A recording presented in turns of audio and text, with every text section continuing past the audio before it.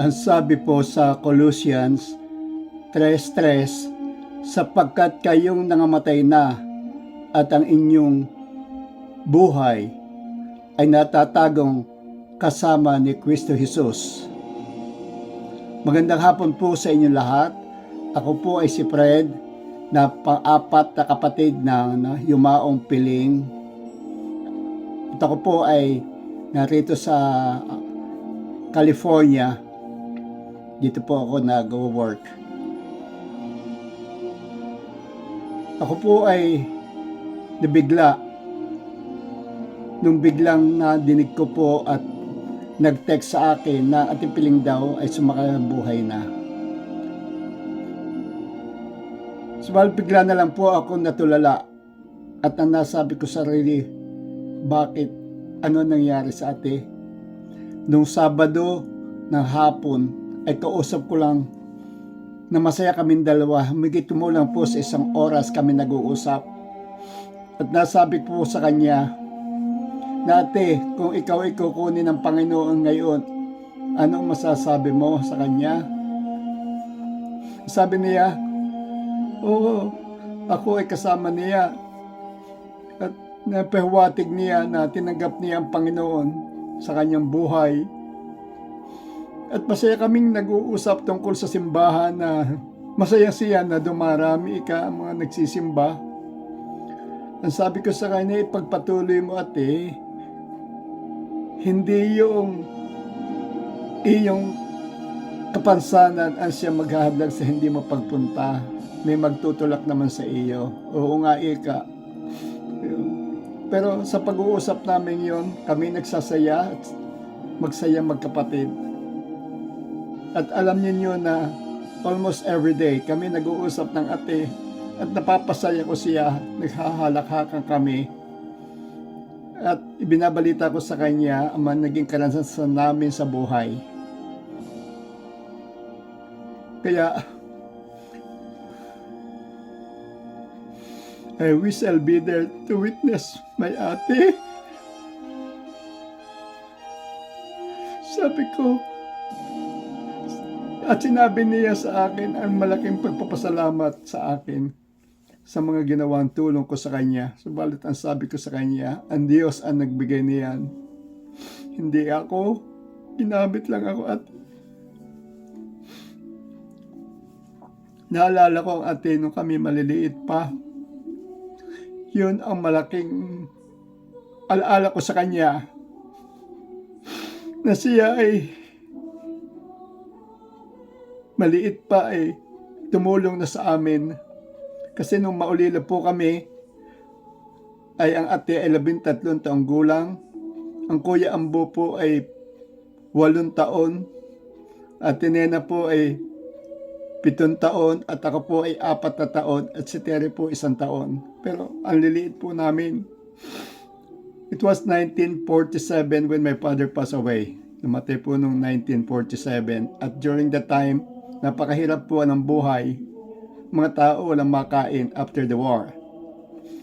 Kaya ang sabi ko sa sarili ko na simula nung ako ay nagmumuni-muni, ano ba ako ang ibibigay ko sa ate ko bago siya kunin ng Panginoon. Nasubaybayan ko po siya mula edad 13 taon hanggang siya nag-asawa at hanggang sa siya ay nagkasakit. Hanggang ngayon po ay alam ko ang naging buhay niya. Kaya ipagpapatuloy ko po ang ginawa ng ate sa amin nung kami maliliit pa. Siya po ay katulong ng inay na paglalabada. Siya po ang tagapamalansa ng inay at kami po naman ang tagapaglaba ng inay. Ang ate po ay maliit pa at natatandaan ko po na meron po kaming, alam nyo sa Batangas meron tayong kabayo kung tawagin, kabayo. Yung kabayo po ay ginagamit sa pamamalansa ay kung maliit ka pa, hindi ka pa makatungtong kasi mataas. Yun po. At siya ay yun, mahusay mamalansya po ang atit, napakalinis. At yung mga piligis po ng mga pantalon, talagang May army roll pa siya, at saka nilalagyan po kung tawagan ay pasador para maganda ang pantalon. Isang beses po ay parang nahihirapan siyang mamlansa ng pursing cup, yung pong ginagamit ng mga ROTC, PMT sa school, para makuha, ay yung po ay hindi magawa-gawa niya na maganda. Ang sabi sa akin, ay sige, paplansahin ko sa ulo mo. E di naglagay ng mga basahan sa aking ulo at doon niya pinalansa ang pursing cup. Ba, hindi ko naman na isip na ito pala'y mainit. Basta ako'y sa tupad ko sa aking kapatid na gusto kong makatulong, pinabayaan kong pinalansa ang pursing cup sa aking ulo. Ayun, yun ang naalala ko sa ate. At ang sabi ko pa nung isang araw kami nag-uusap, ate, kaya pala ako'y matalino.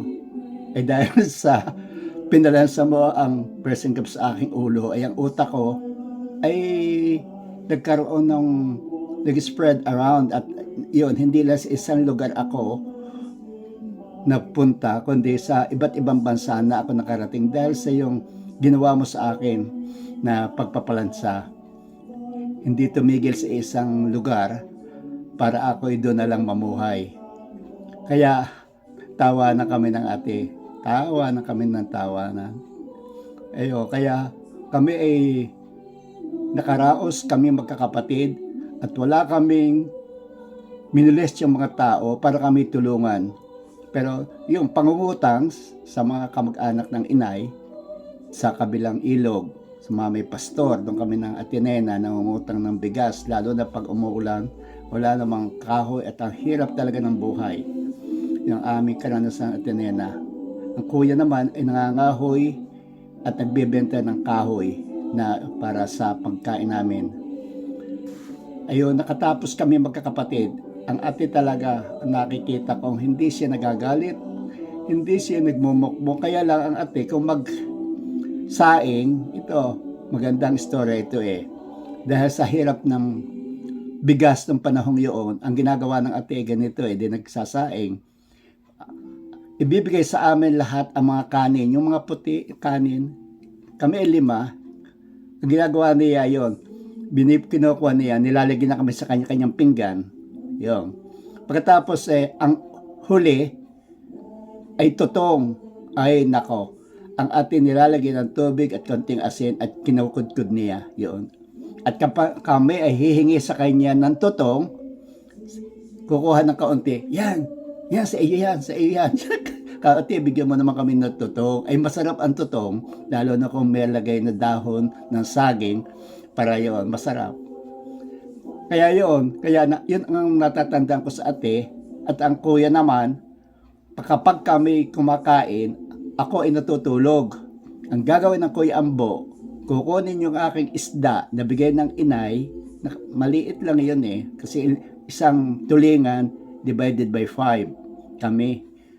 Pag ako madalas ako nakakatulog sa kainan, pag mulat ko, ang kuya wala na yung aking isda. Yung pala isinamuol ng kuya. Yan, nandiyan ang kuya ngayon, alam niya. Matatawa kayo. Sa madalit sabi, kami ang ate talagang siya ang the best sa aming buhay. Ngayon, sa pagdadalaga niya, maraming lumiligaw sa kanya kasi maganda ang ate. Lagi siya naka-lipstick. Ang inay naman ayaw magpa-lipstick. Gusto niya simple lang, pero ang ate nagtatago yata ng lipstick. Ngayon, pero maraming lumiligaw siya. Saka siya hinaharana, marami siyang nakakagusto sa kanya. Oo. Kaya harana, at ang ate na may kumakanta din naman sa kahit sabi ng inay ay bahala na kayo, ikakipiling na yan, hindi marunong kumanta yan. Di basta makakanta. O yun. Tsaka may oras pa ate na merong kanta na ayaw ng inay.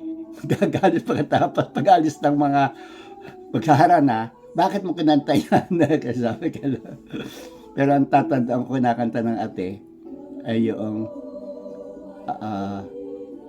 Pilipinas kung mahal, parang gano'n. Nalimutan ko na yung ang bayan kong Pilipinas, taas lupait. Yun at tinatandaan ko. Kaya pag hinaharana siya, kami mga bata, ay pumupunta na sa kabilang lugar, sa ibang silid. Kasi doon i-entertainin niya ang ate. At saka yung ibang, yung nagmutugtog, yung mga kumakanta.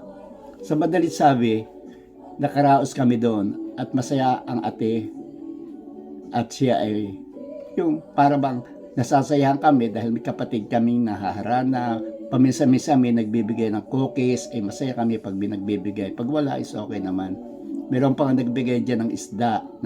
Ang pangalan nun ay tanda ko yun, si Andres na taga Simlong. Malaking isda ibigay. Pero lagi nauulit ko sa ate sa kanyang pagdadalaga nun ay ang lumigaw sa kanya ay si Simeon. Kung sino sa inyo nakakakilala kay Simeon na kobrador. Kaya meron kami diyan kay Mito sa tapat ng bahay. Ayan ang bigay ni Simeon. Sabi ko sa ate, pag nawala ka, yan ang ibibigay mo sa aking pamana. Tapos na yun naman ika. Ayun. Kaya sabi ng ate, ayun, ikaw naman ika, lagi ulit, may patay na yun. Oo nga yun. Kaya ayun, di nakapagdalaga ang ate. Pagkatapos niya, nakapunta siya sa Pasig. Sa Pasig doon siya nagkaasawa. Na ang naging asawa naman niya ay kapatid ng Chupacio. Ang pangalan is si Loreto, pero ang tawag namin Tungke. At nagkaanak siya doon ng 6. At nagtagal sila sa Pineda. Doon sila tumira. At siya ay at least every 2 years nanganganak siya. Hindi na ating makaugaga sa daming ginagawa, laba, luto, lahat. Kasi ang asawa nagtatrabaho. Sa madalit sabi, ang kuya Tongkoy ay sumakabilang buhay. Ay mahirap sa ati ang mag-stay doon. Ang sabi ng inay, sige Piling, umuwi ka na sa Batangas at doon tayo magsasama-sama. Kaya ang ate umuwi ng Batangas sa Dahilig at doon siya nagbahay sa likod namin. At sa kasalukuyan naman siya, hindi naman din nahirapan dahil may kaunting pensyon yung asawa niya na tinatanggap. Kaya yun, siya namuhay doon at doon siya nahasa sa simbahan. Siya ay doon nakakilala, doon siya, pati anak niya, ay doon sila namulat sa pagkilala sa ating Panginoong Kristo. Kaya malaking bagay ang pagkadala sa Batangas ng inay sa Piling. Ngayon lumalaki yung mga bata. Diyan nag-aral na sila lahat. Si Lisa, si Mylene, si Boy, si Nelson, meron pang Loida. Yun namatay na yun Tsaka sino pa ba yung isa? Hindi ko nakilala yung isa pa Subalit, yun. Kaya, ang ate ay nabantayan ko ang kanyang buhay. Ay may oras akong nag-iisip simula na ako'y mag-retire. Ang naiisip ko talaga isang mga bandahilig sa Dahilig, lalo na ang ate Piling, ang history ng ate. Ngayon sinabi ko sa ate, ang bahay mo ay nakita ko na hindi maayos. Ay pagagawa ko yan. At padadala ko kay Mylene ang kaunting pera. Ang natapos ang bahay, ano pa kakauti ang gusto mo para ikaw maging masaya at maging ayos ang iyong buhay ni Lucy? Sabi sa akin sabi ni Lucy, ay yung stove ay isa na ang burner. Ayun, sabi ko sige bumili ka, ang pera padadala ko kay Mylene. Di bumili sila. Ano pa ang gusto mo? Sabi sa akin, TV, gusto kong TV. Ayun. Ang isip ko, maganda nga ang TV dahil siya ay nag-stay sa kanyang bahay ng 24/7 na nakaupo lang siya sa wheelchair. Ay alam ko, dahil ako ay nag-administrator ng facility, na nakikita ko ang matatanda na nakaupo sa silya, na wala na mapuntahan sila kundi sa bahay nila yung panonood ng TV. Kaya right away, Sabi ko kay Mylene, Mylene, nandiyan na yung pera, bili mo ang iring na ng TV.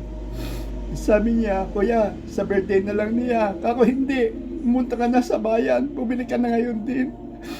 Sige, sa kapipilit ko kay Mylene, ang sabi ni Mylene sa akin, Kuya Fred, sige, pagkatapos ko ng aking paglalaba, uwi ako sa bayan. Di masaya ako, kako salamat Mylene. Aking tita na. Kayo sige kako. Pagka madaling araw, nadinig ko ang ate nasa ospital. Bakit? Bigla ako alas 3 ng madaling araw nagigising na. Ako nag-check kung ano nangyayari sa Pilipinas, kung ano yung nangyayari sa kanila. Ay nakita ko kagad ang message ni Mylene. Nasa hospital daw ang ate. Tapos pagkatapos patay na ang ate Piling. Doon ako talagang nasaktan, talagang ako hindi ko malaman kung ano aking gagawin sapagkat kausap ko lang kahapon ang ate. Kaya ito ang pangyayari sa aming magkapatid, na hindi ko siya pinabayaan, pinatino, lagi ko siyang tinatawagan at masaya kami nag-uusap. At siya pa nga interpreter para kay Lucy, yung mga advice ko kay Lucy kung anong gagawin sa nanay niya, sa kanyang ina, na sa pagpapakain, sa paglilinis. Ayun, kaya sinasabi kay Lucy, ganun daw sa ni Kuya Fred mo, may advice na sa akin na gawin yun. Kaya yun, at siguro hanggang dito na lamang ang aking eulogy, ang aking sa Ate Piling, na napakabait ng Ate Piling. Wala siyang kasing bait, hindi siya nagagalit kahit anong wala siya. Sa mga anak, sa mga tao, wala, basta napakahinahon ng kanyang boses.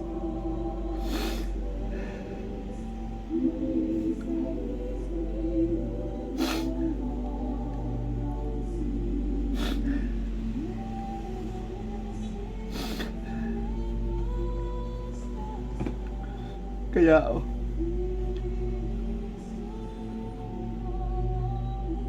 bago ko magtapos, ako po malaking pagpapasalamat sa lahat ng mga tumulong, nagmahal, nagsumikap, tumulong at nanalangin sa pagpanaw ng kapatid ko na si Ate Piling. Salamat sa inyong lahat na nandyan sa viewing sa memorial service ng ate. Salamat po sa lahat ng may partisipasyon, kay Pastor, sa mga kumanta, sa mga bumasa ng banal na kasulatan. Salamat po ng marami. Pagpalain po kayo ng Diyos. Okay, bye-bye po sa inyo. Magkita po tayo sa Marso.